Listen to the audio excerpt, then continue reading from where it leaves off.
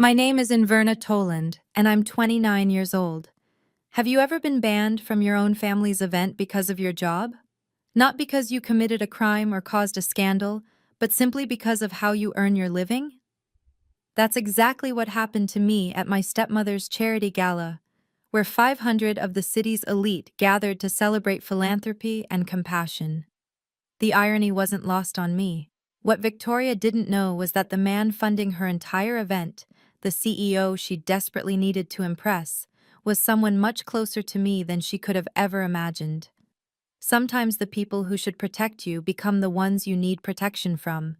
If you're watching this, please subscribe and let me know where you are watching from. Let me tell you how one night changed everything.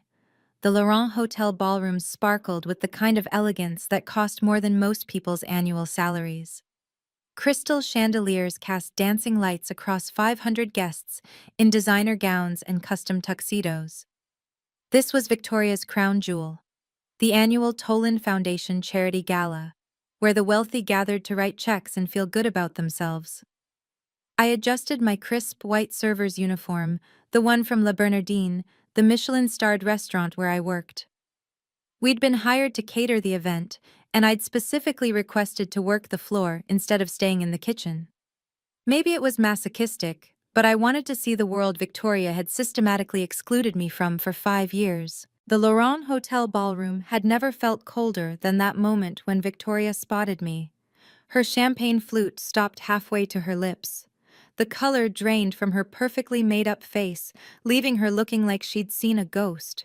Which, in a way, she had. The stepdaughter she'd erased from the family narrative was standing in her precious ballroom, holding a tray of canapés. Cassandra, my stepsister, leaned toward her mother, whispering urgently.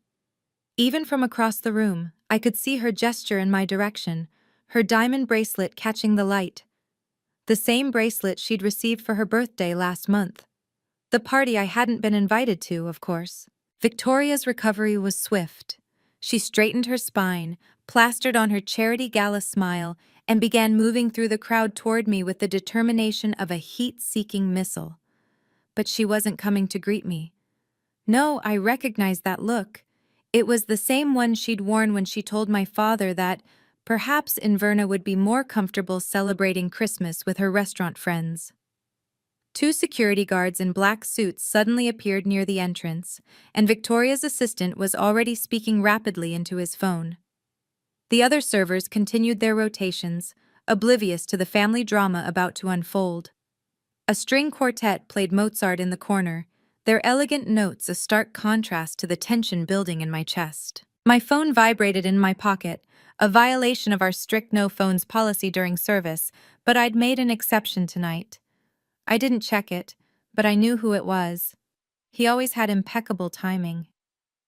The room buzzed with conversation about donation goals and tax write-offs, but I kept my eyes on Victoria as she approached. 5 years of being deemed not quite right for the Toland family image was about to come to a head, and I was ready for it.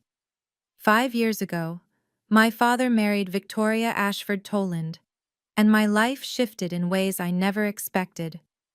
Dad was lonely after Mom passed, and Victoria seemed to fill that void with her charity events and social connections. I was halfway through my MBA at the time, on track for the corporate life everyone expected. Then I discovered my real passion during a wine-pairing dinner at a friend's restaurant. The precision, the artistry, the immediate joy on people's faces. It spoke to me in a way spreadsheets never had. So I made a choice. I left my MBA program and enrolled in culinary school. To Victoria, a waitress daughter was worse than no daughter at all. She never said it directly, of course. Victoria was too sophisticated for outright cruelty. Instead, she'd introduce Cassandra at events as my brilliant daughter, the marketing director, while I simply ceased to exist in her narrative. When family friends asked about Robert's daughter, she'd change the subject with practiced ease. The family dinners became less frequent. The holiday invitations got lost in the mail. The family vacation photos on Facebook featured everyone but me. Dad would call afterward, apologetic but never quite willing to confront his wife. "You know how Victoria is about appearances," he'd say, as if that excused everything. What hurt most wasn't the exclusion itself, it was the gradual acceptance of it. Relatives stopped asking why I wasn't at gatherings. Mutual friends learned not to mention me around Victoria. Even Dad started introducing Cassandra as his daughter at his company events, while I became Inverna. She works in the city. But here's what they didn't know. I'd graduated from Yale before any of this. My failure was choosing passion over prestige, craftsmanship over corner offices. And while they were erasing me from the family history, I was building something entirely my own. The whispers started before Victoria even reached me. Her society friends, the ones who lunch at private clubs and vacation in the Hamptons, had noticed the family drama unfolding. "Is that Robert's daughter?" Aunt Helen's voice carried across her table. "What is she doing here?" "Serving drinks, apparently," her husband George replied with a snort. How embarrassing for Victoria.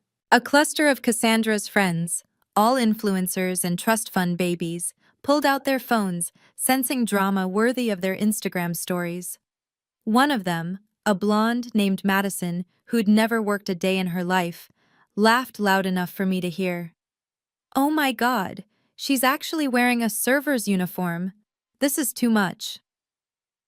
Robert, my father, stood near the auction display, surrounded by his business partners.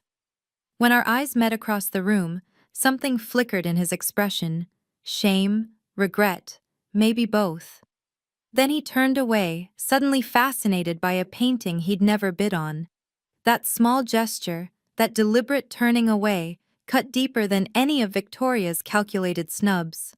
"Inverna shouldn't be here," Cassandra announced to her circle, loud enough to ensure I heard. "This is an exclusive event for Foundation supporters, not staff." The word dripped with disdain.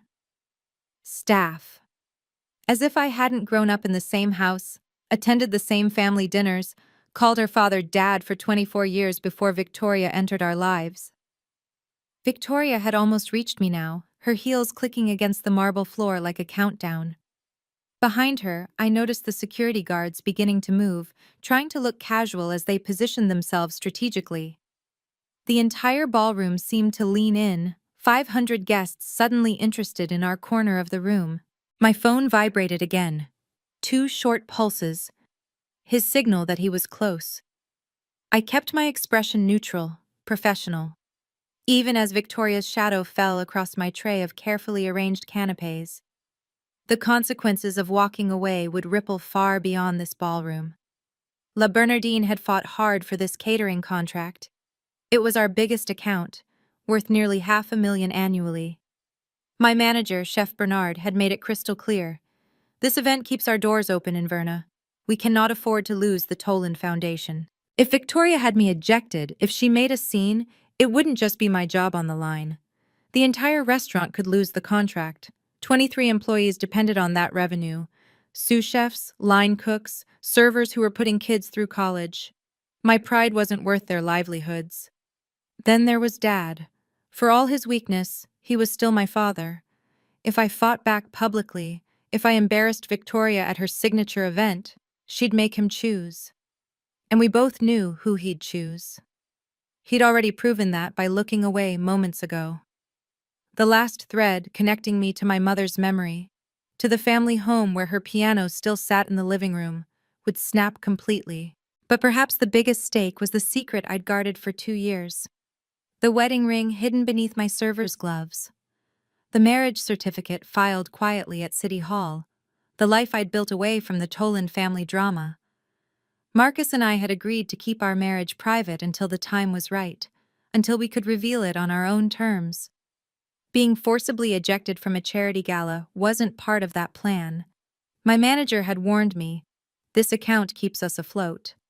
Yet standing there, watching Victoria marshal her forces to humiliate me once again, I wondered if some things were worth more than money. The other servers were beginning to notice the tension, casting worried glances my way. One wrong move, one moment of defiance, and everything could crumble. Victoria raised the microphone she'd somehow procured from the stage. Her voice rang out across the ballroom, silencing conversations mid-sentence. "Ladies and gentlemen, we have a small security matter to address." 500 heads turned in unison, champagne flutes paused midway to lips. The string quartet faltered, then stopped entirely. In the sudden silence, every breath seemed amplified. "Nothing to worry about," Victoria continued, her tone suggesting the opposite. "Just a minor issue with someone who shouldn't be here." Her eyes never left mine as she spoke, cold and triumphant. The weight of 500 stares pressed down on me. Phones appeared in hands, raised discreetly to record whatever drama was about to unfold. Someone whispered, "Is that the stepdaughter?" And the whisper spread like wildfire through the crowd. My phone vibrated again, 3 long pulses this time, different from before, urgent. I pulled it out, breaking protocol completely. The text was brief. 5 minutes, don't leave. Marcus never sent messages during events. He was supposed to be at a board meeting across town, finalizing a merger that had consumed his attention for weeks. Something had changed. Victoria's smile widened at my apparent distraction. "Security, please assist this person to the service exit. She seems to have gotten lost." The 2 guards began moving toward me with professional determination. The crowd parted to let them through, creating a corridor of shame lined with familiar faces. Dad's golf buddies, Victoria's book club, Cassandra's sorority sisters. All watching. All waiting to see if Robert Toland's disappointing daughter would make a scene. The larger guard reached for my elbow. "Ma'am, we need you to come with us." I stood perfectly still, counting my breaths. 1, 2, 3. The main entrance doors were still closed, but I heard something. Footsteps in the marble foyer beyond. Measured, deliberate, familiar. 4, 5. "You're not on the list." Victoria's words cut through the air like a blade. "I'm working tonight," I replied evenly, keeping my voice professional despite the hundreds watching. "Then stay in the kitchen." She stepped closer, lowering her voice just enough to seem reasonable while ensuring everyone could still hear. "The manager assigned me here." I didn't back down, didn't lower my gaze. "I'll speak to them." Victoria's smile never wavered, but her eyes hardened. "This is a private event, Inverna. Family and supporters only." Funny how I'm neither, despite being both. The words slipped out before I could stop them. Gasps rippled through the crowd. Victoria's composure cracked for just a moment, revealing something ugly beneath. "You were never supposed to be here," she hissed, abandoning pretense. "Your name was never supposed to be on any list." I made sure of that 5 years ago. The admission hung in the air. Several guests exchanged uncomfortable glances. Even Cassandra looked surprised by her mother's open hostility. "Mrs. Toland," the security guard interrupted, clearly uncomfortable with the family drama. "Should we?" "Yes," Victoria snapped. "Remove her, now." "I haven't done anything wrong," I stated clearly, ensuring my voice carried. "I'm an employee of the catering company you hired." "You're a disruption," Victoria countered. "And you're leaving." Robert finally spoke from across the room. "Inverna, please, don't make this harder." Those 7 words from my father hurt more than all of Victoria's venom. "Don't make this harder," as if I was the one causing problems by simply existing in the same space. The security guard reached for my arm again. This time I didn't resist, but I also didn't move. "Your name was never supposed to be there, Inverna." Victoria's final words were meant to wound. "You were never supposed to be part of this family." "Mom, she's embarrassing us." Cassandra's voice rang out, playing to her audience of influencers who were live-streaming the drama. "A waitress at our gala?" Aunt Helen clutched her pearls in theatrical horror. "Victoria, dear, how mortifying for you." Uncle George, Dad's own brother, shook his head in disgust. "Robert, control your daughter. This is inappropriate." "Control your daughter." As if I were a misbehaving child instead of a 29-year-old woman being publicly humiliated for having a job they deemed beneath them. "Security, Please escort her out." Victoria's command was firm, final. "Through the service exit where she belongs." The crowd pressed closer, hungry for the climax of this unexpected entertainment. Someone actually laughed, a cruel, tinkling sound that echoed off the crystal chandeliers. Madison, Cassandra's friend, narrated for her Instagram followers. "Oh my God, you guys, the family drama is insane. She's literally being kicked out." The security guards flanked me now, close enough that I could smell their cologne. The larger one spoke quietly, almost kindly. "Ma'am, please don't make us force you." I stood perfectly still, counting my breaths. 1, 2, 3. I wouldn't cry, wouldn't beg, wouldn't give them the satisfaction of seeing me break. My mother had taught me that dignity couldn't be taken, only surrendered.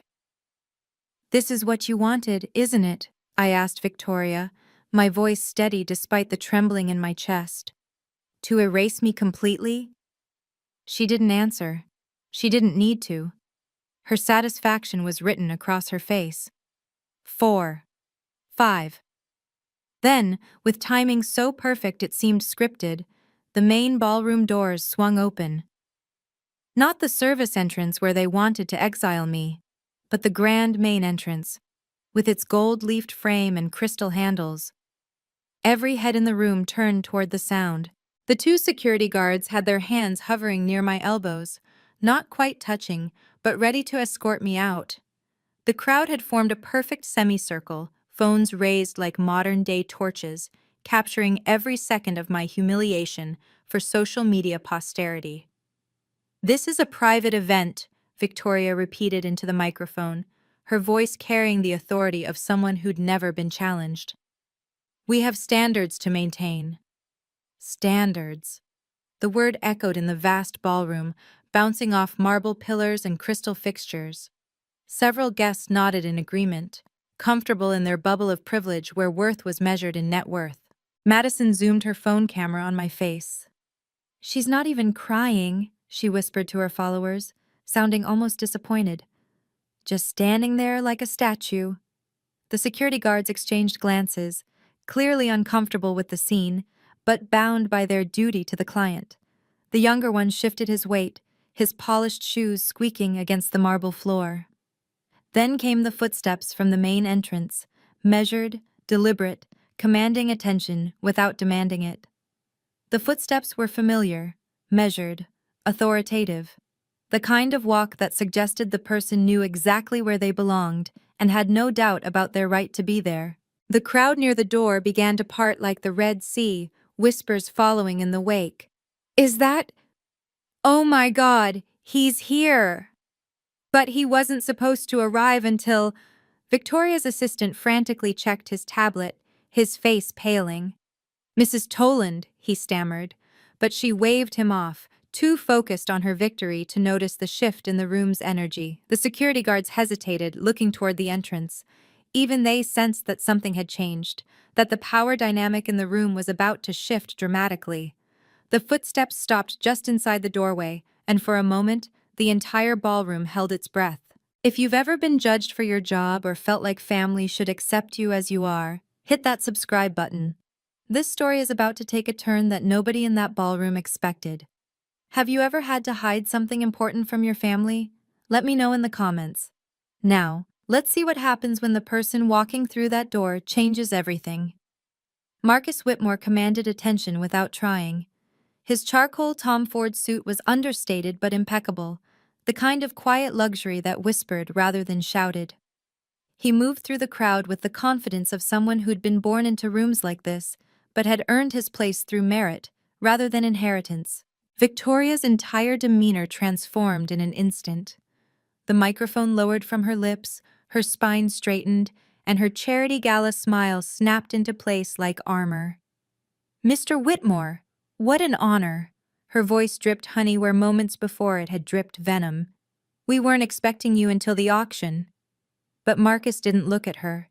His dark eyes swept across the ballroom with the practiced ease of someone who could read a room in seconds. The cluster of phones recording, the security guards flanking me, the crowd hungry for drama. His gaze found mine across the sea of designer gowns and tuxedos, and something flickered in his expression. Not surprise, he knew exactly what he was walking into. He'd probably watched it unfold from the lobby cameras on his phone. "Mrs. Toland," he said, his voice carrying without effort. "I see you have a situation here." Victoria's face transformed from triumph to desperate hospitality.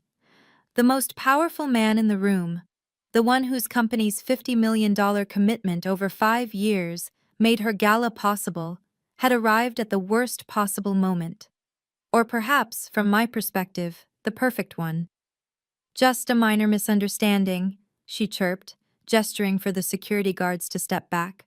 "Nothing to concern yourself with." But Marcus was already walking toward us, each step deliberate. The crowd parted for him the way they'd parted for the security guards, but with reverence rather than curiosity. He wasn't looking at Victoria anymore. He was looking at me. Marcus stopped 3 feet from our uncomfortable tableau, his presence immediately shifting the dynamic. The security guards instinctively stepped back, responding to an authority that had nothing to do with physical intimidation and everything to do with power. His gaze moved from my face to my left hand, lingering for a fraction of a second on the thin gold band barely visible beneath my server's glove. Anyone watching would have missed it, but I saw the muscle in his jaw tighten, the only sign of his carefully controlled anger. "Let me introduce you to," Victoria began, but Marcus raised his hand slightly, a gesture so subtle yet effective that she stopped mid-sentence. "I see you have a situation here," he repeated, his tone conversational, but with an edge that made several nearby guests take an involuntary step back. "Someone being removed from your event?" Victoria's laugh was nervous, tinkling like broken glass. "Oh, just a small staffing confusion. This person," she couldn't even say my name, "isn't supposed to be in the main ballroom." "Interesting." Marcus's eyes never left mine. "And why is that?" The question hung in the air like a challenge. Victoria glanced between us, and for the first time tonight, uncertainty flickered across her face. Something about the way Marcus was looking at me, the way he'd positioned himself between me and the security guards, didn't fit the script she'd written. She's just catering staff," Cassandra supplied helpfully, missing every social cue that would have told her to stay quiet. "We have standards about who mingles with our donors." "Standards," Marcus repeated, tasting the word like wine he was about to send back. "Tell me more about these standards." His eyes lingered on my left hand for a fraction of a second. The wedding ring I'd hidden under my glove seemed to burn against my skin. "Just a small misunderstanding," Victoria said, her voice pitched higher now, desperate to regain control. "This person isn't supposed to be here." "She's just the help, Mr. Whitmore," Cassandra added with a dismissive wave, still filming everything for her followers. "My stepsister thinks she can crash our events just because she's related to us." The words hung in the air like a confession. Several guests exchanged uncomfortable looks. Even they could sense Cassandra had said too much. "Your stepsister," Marcus said slowly, as if tasting each word, "who you're having security remove." "She's embarrassing the family," Aunt Helen chimed in, emboldened by mob mentality. "Showing up here in a server's uniform, trying to pretend she belongs." "The girl's a waitress," Uncle George added with undisguised contempt. "Has been for years. Dropped out of her MBA program to play with food." Each word was another nail in their coffin, though they didn't know it yet. The crowd leaned in, sensing the tension but not understanding its source. Madison zoomed her camera on Marcus's face, then mine, then back again. "Just the help?" Marcus's voice was dangerously quiet now. A few board members who knew him well enough took involuntary steps backward. They'd heard that tone in hostile takeover meetings. Then, unexpectedly, he laughed. Not a warm laugh, but the kind that made the temperature in the room drop several degrees. "Just the help," he repeated, shaking his head. "Mrs. Toland, you really have no idea who you're throwing out of your event, do you?" Victoria's smile faltered completely now. I don't understand what you mean. No, Marcus agreed, his voice carrying to every corner of the silent ballroom. You really don't. The entire room held its breath, waiting for whatever revelation was about to detonate Victoria's carefully constructed world. Mrs. Toland, do you know who this woman is? Marcus's question cut through the silence like a scalpel. Victoria's chin lifted defiantly. Unfortunately, yes, my husband's daughter from his first marriage. No. Marcus took a step closer to me, his presence warm and solid. Do you really know who she is? Confusion rippled through the crowd like a stone dropped in still water. Victoria's eyes darted between us, her social antenna finally picking up signals she'd been too arrogant to notice before. The way Marcus had positioned himself, the way he looked at me, the way his hand had clenched when the security guards touched my arm. What do you mean? Victoria's voice had lost its commanding tone.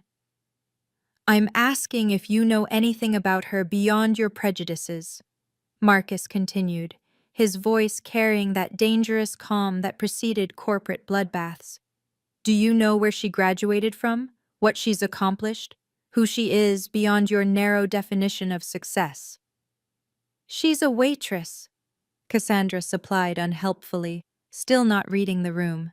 She serves food for a living. She serves food at La Bernardine, Marcus corrected, one of 7 restaurants in the city with 3 Michelin stars. Do you know how difficult it is to even get hired there? The crowd murmured. Several food enthusiasts in the audience looked at me with new interest. La Bernardine had a 6-month waiting list, and dinner for 2 cost more than most mortgage payments. Victoria's smile faltered. What does it matter where she— It matters, Marcus interrupted, because you're about to learn exactly who you've been humiliating for the past 20 minutes. I looked at Marcus and gave him the smallest nod. Permission. It was time. Then let me introduce you properly, he said, and the ballroom seemed to hold its breath. Marcus moved to stand beside me with the fluid grace of a dancer, each movement deliberate and meaningful. When he took my hand in full view of 500 guests, the gesture was both tender and declarative, a claim, a protection, and a challenge all at once. Gasps erupted across the ballroom like fireworks. Someone dropped a champagne flute. It shattered against the marble, the sound sharp in the stunned silence that followed. What? What are you doing? Victoria's voice cracked, her composure finally shattering like that champagne glass.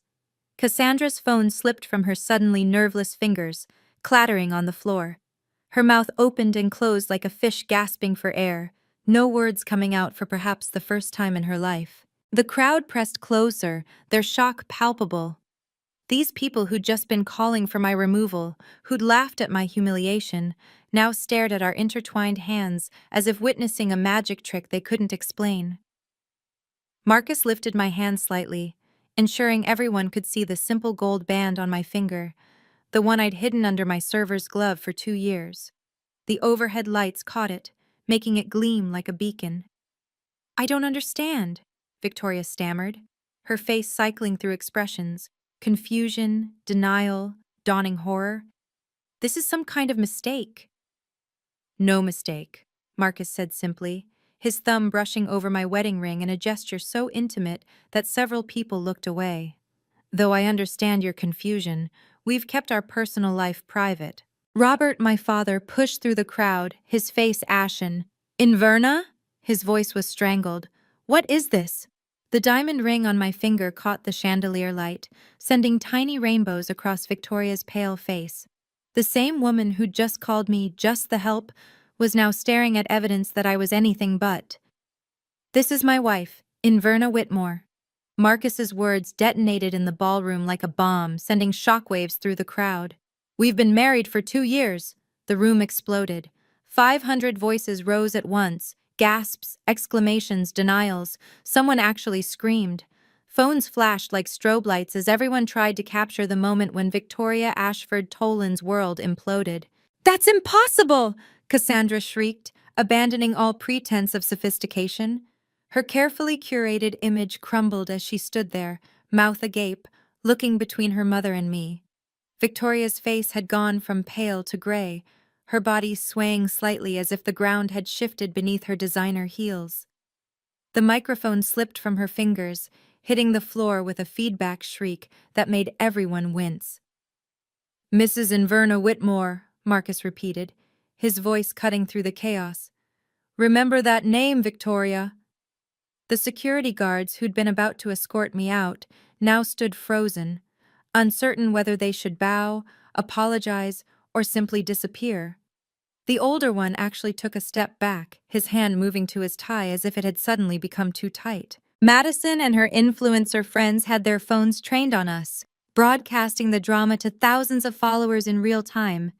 The hashtags would be trending within the hour. Charity Gala scandal, billionaire wife. Reveal, Toland Foundation, drama.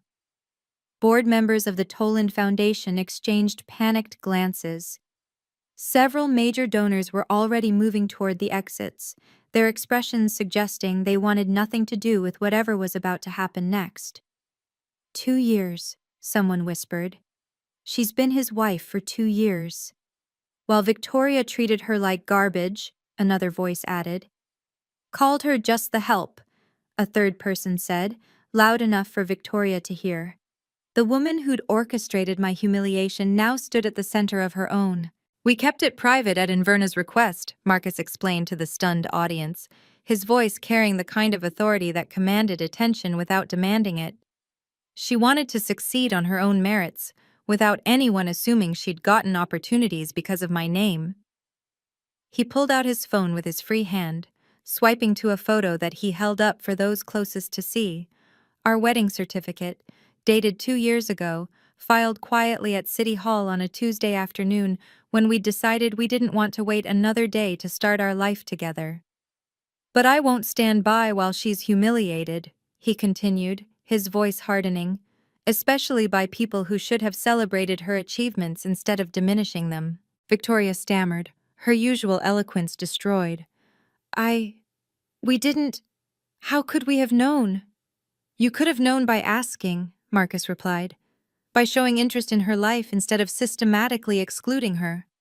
By recognizing that she owns 50% of La Bernardine, where she chooses to work service because she loves the craft, not because she has to." Another wave of gasps. La Bernardine, the restaurant with a 6-month waiting list, where a tasting menu cost $800 per person. I wasn't just a waitress there. I was an owner. "She's a James Beard Award nominee," Marcus continued, each revelation another nail in Victoria's social coffin. "She graduated summa cum laude from Yale before you even met her. She speaks 4 languages and could have worked at any Fortune 500 company, but she chose to follow her passion instead." Robert looked like he'd been punched. "Inverna, why didn't you tell me?" "When would I have told you, Dad?"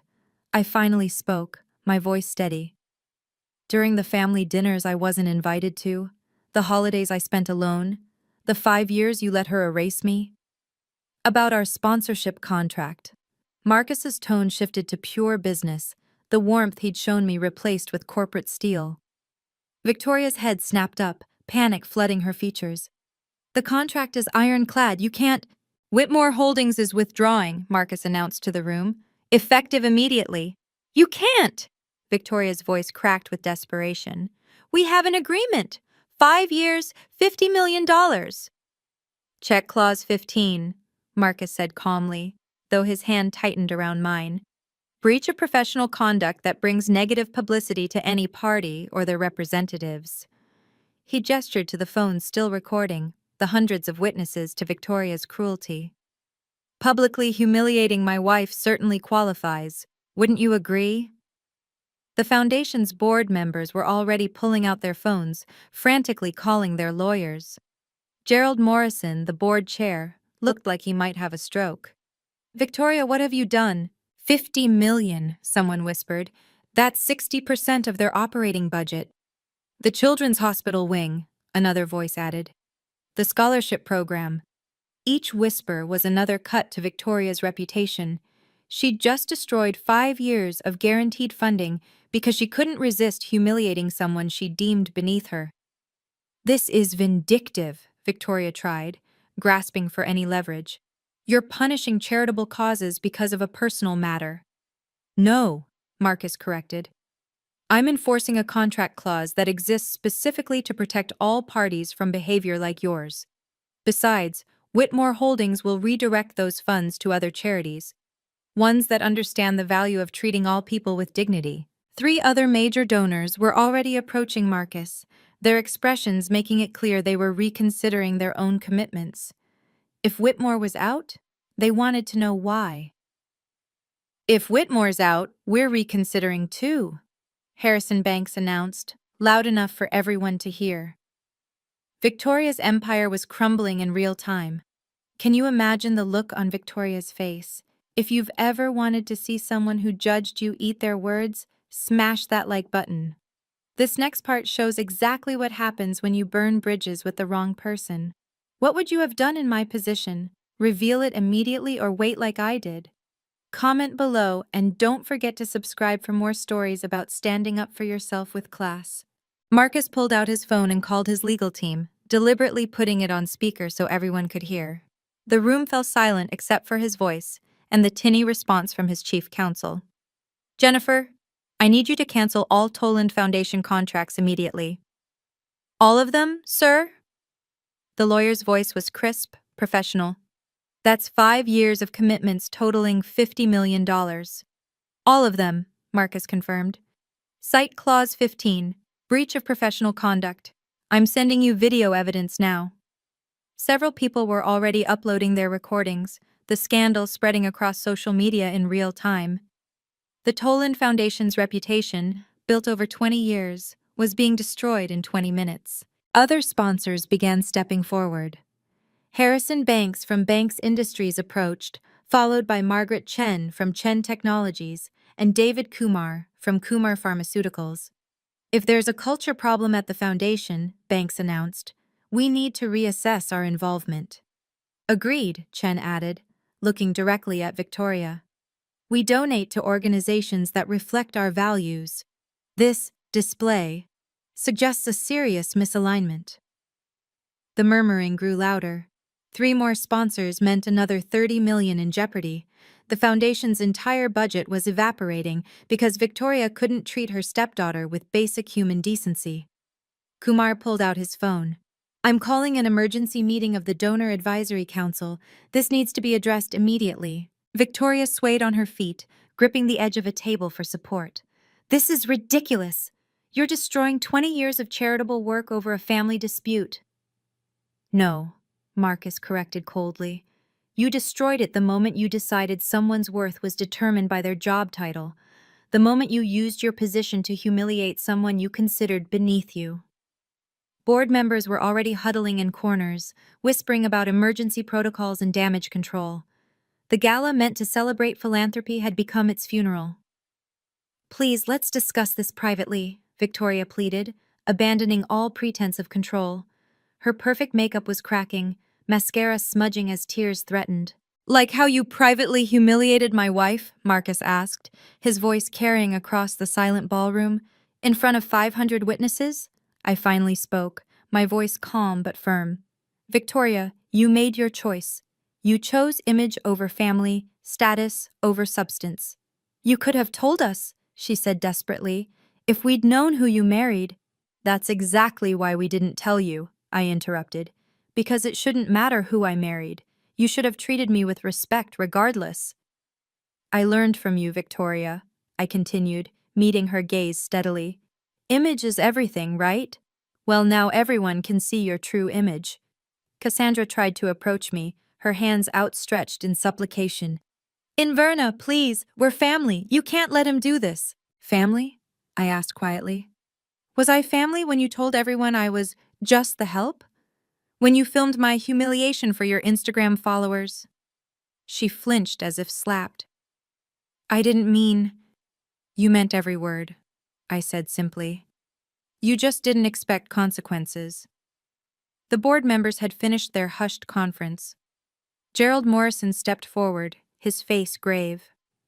Victoria, we need to discuss your position as chair immediately. This incident has created a crisis of confidence in the foundation's leadership. You can't remove me, Victoria's voice pitched toward hysteria. I built this foundation. And you may have just destroyed it, Morrison replied coldly. The emergency board meeting is tomorrow at 9 a.m. I suggest you bring legal counsel. Robert finally found his voice. Inverna, please, don't do this. Think of all the good the foundation does. I am thinking of it, Dad. That's why it deserves better leadership. The board members converged on Victoria like sharks scenting blood. Gerald Morrison's voice cut through the chaos. We need an emergency meeting, tonight. This is a disaster for the foundation, another board member, Patricia Wells, said loudly enough for everyone to hear. 20 years of reputation destroyed in one evening. More sponsors approached Victoria, their intentions clear before they even spoke. We'll be reviewing our commitments, they said, one after another, like dominoes falling. Cassandra made one last desperate attempt at damage control. Inverna, I'm sorry. I didn't mean those things. Please, can we talk? Your apology is 5 years too late, Cassandra. I turned away from her, feeling Marcus's supportive presence beside me. The security guards who'd been about to throw me out now stood awkwardly at the edges of the drama, clearly wishing they could disappear. The older one actually approached Marcus. Sir, we had no idea. We were just following Mrs. Toland's orders. I know, Marcus said simply. You were doing your job. Unlike Mrs. Toland, I don't blame people for that. The pointed comment made Victoria flinch. She stood in the center of the ballroom she'd ruled just minutes ago, now abandoned by allies who sensed the shifting power dynamic. Waiters from La Bernardine, my colleagues, began to gather around me, their expressions showing a mix of shock and fierce pride. They'd watched me face this humiliation with dignity, and now they witnessed my vindication. Should we continue service? My manager, Chef Bernard, asked quietly. He'd emerged from the kitchen, having heard the commotion. I looked at the chaos around us, board members arguing, sponsors leaving, Victoria standing alone in her designer gown like a queen without a kingdom. No, I said clearly. La Bernardine is withdrawing from this event, effective immediately. The next morning, the scandal was everywhere. Charity Gala, disaster foundation chair humiliates billionaire's wife, ran across the business section of the Times. The social media clips had gone viral overnight, with millions of views and counting. The foundation held its emergency board meeting at 9 a.m. sharp. By 9:47, Victoria Ashford Toland was no longer chair. By noon, she'd been removed from the board entirely. The vote was unanimous. The foundation's losses were staggering. Beyond Whitmore Holdings' $50 million, 6 other major sponsors pulled their funding. Total damage, $120 million over 5 years. The Children's Hospital wing was postponed indefinitely. The scholarship program cut by 70%. Cassandra's carefully curated image imploded along with her mother's. The video of her calling me just the help had been memed, remixed, and shared across every platform. Her influencer partnerships evaporated overnight. Brands didn't want to be associated with someone who'd become the internet's poster child for entitled cruelty. Then came the personal fallout. Cassandra's fiancé, Thomas Wellington III, called off their engagement 3 days later. His family's old money sensibilities couldn't tolerate the scandal. We have standards to maintain, his mother told the press, echoing Victoria's own words with bitter irony. The society pages that had once celebrated Victoria now dissected her downfall with barely concealed glee. From philanthropy queen to pariah, the Victoria Toland story became the most read article in the Chronicle's history. Her charity luncheon friends distanced themselves immediately. The country club quietly suggested she take a temporary leave of absence. The museum board she'd served on for a decade found a polite reason to request her resignation. In trying to protect her image by excluding me, Victoria had destroyed everything she'd spent 20 years building. The irony wasn't lost on anyone. 3 days after the gala, my phone rang at 7 a.m. Dad. Inverna, can we talk? Just the two of us? We met at Mom's favorite coffee shop, the one near our old house where she used to take me for hot chocolate after piano lessons. He looked older, defeated, sitting in the corner booth we'd claimed as ours 20 years ago. "I'm sorry I didn't stand up for you," he said without preamble. "I was a coward." The words hung between us like a bridge waiting to be crossed. I'd imagined this conversation 1,000 times, but now that it was here, I felt strangely calm. "Yes, you were," I agreed simply. No point in softening the truth now. He flinched but didn't defend himself. I told myself I was keeping the peace, that it would blow over, that Victoria would eventually come around. "Did you really believe that?" "No." The admission seemed to physically pain him. "I knew what she was doing, I was afraid of being alone again after your mother died." "So you chose her comfort over mine?" "Yes." Tears ran down his face, and he didn't wipe them away. "And I lost you because of it. The truth is, Inverna, I lost the best part of our family when I let Victoria erase you. Dad, I needed you to choose me just once." "I know, God, I know. Can you ever forgive me?"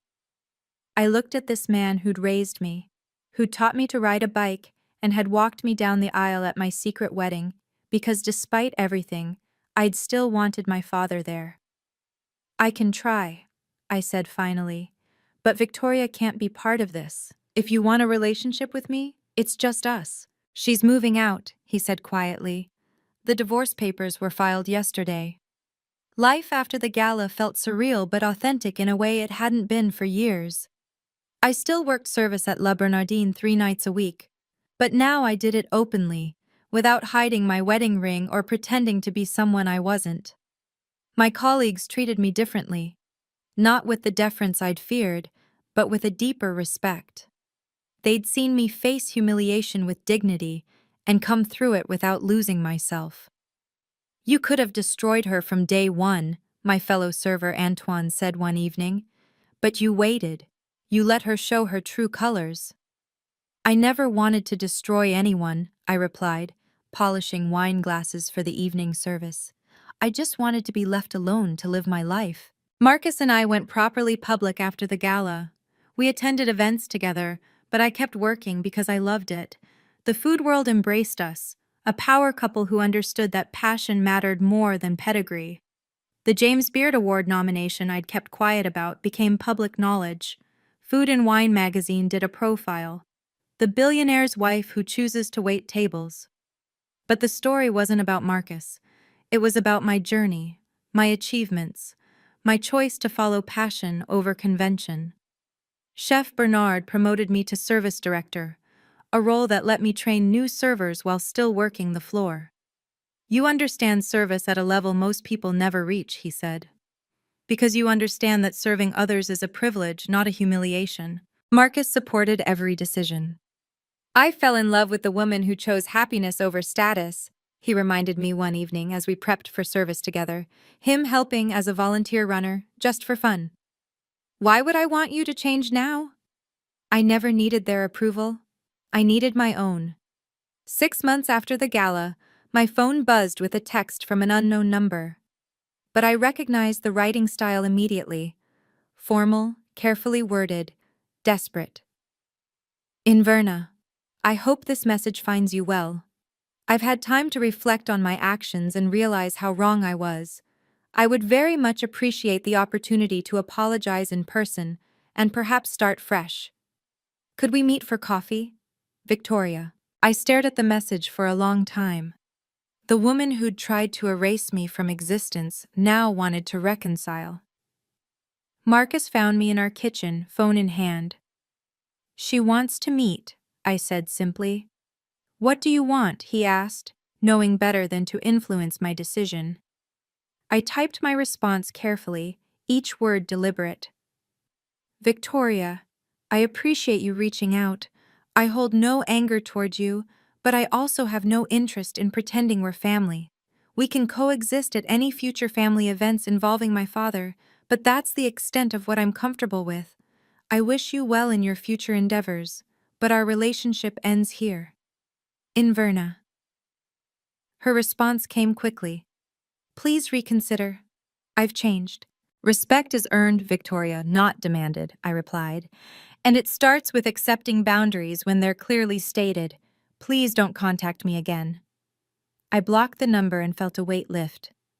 Setting boundaries wasn't cruel. It was necessary. Some relationships couldn't be repaired, and that was okay. Dad understood. We had dinner every Sunday now, just the two of us, rebuilding what Victoria had tried to destroy. He never mentioned her, and I never asked. "You're stronger than I ever was," he said one evening. "No, Dad. I just learned earlier that my worth doesn't depend on anyone else's approval." "Your mother would be proud," he said softly. "I know," I replied. "I am too." Looking back now, I realized that night at the gala wasn't about revenge. It was about revelation.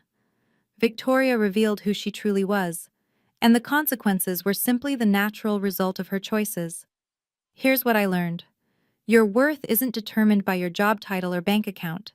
It's not measured by which events you're invited to or which people claim you as family.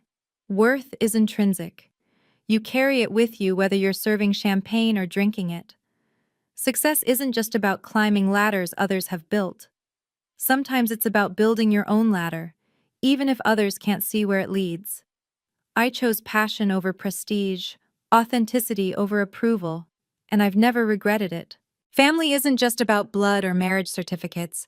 It's about who shows up, who sees your value when you're at your lowest, who celebrates your choices even when they don't understand them.